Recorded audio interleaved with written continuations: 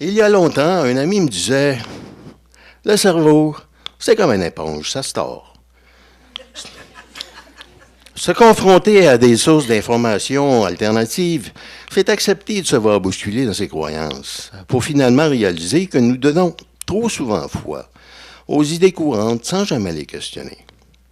Se défaire des formatages de la pensée, c'est comme ouvrir les fenêtres pour laisser entrer de l'air frais et faire de l'espace pour des idées mieux adaptées à ces circonstances.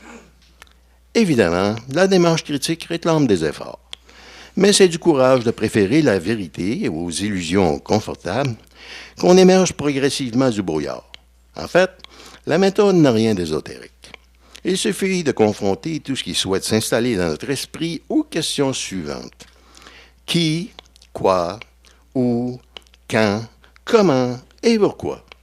Et voir si ça tient la route ou si on en tient à en faire notre pain quotidien. Par exemple, qui? Les protagonistes, leurs dogmes, leurs allégeances, leurs intérêts. Quoi? Propagande corporative ou véritable information scientifique? Où? Source de l'information et à qui profite-t-elle vraiment? Quand? Ce qui prévalait à une certaine époque est-il périmé? Et ce qui prévaut aujourd'hui est-il meilleur? Quel est le contexte historique? Comment? Les moyens mis en œuvre? Assertion, arguments, forme polémique. La méthode vise-t-elle à toucher le champ des émotions ou celui de la raison?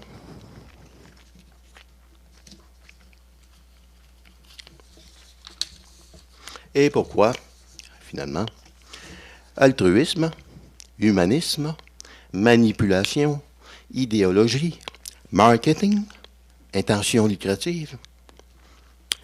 De la même manière qu'une nourriture saine est vitale à notre santé mentale et que nous ne pouvons nous alimenter indéfiniment de malbouffe sans en subir les conséquences, les informations auxquelles nous adhérons sont aussi vitales à notre santé mentale. Le rôle de la vision critique est justement de s'assurer que la diète que nous imposons à notre esprit ne soit pas indigeste, voire même suffisamment toxique pour nous mettre en péril.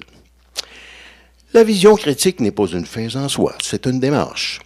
Raoul Duguay, le poète, disait « La vérité, la vérité, la vérité, c'est une poignée de sable fin qui coule entre mes doigts.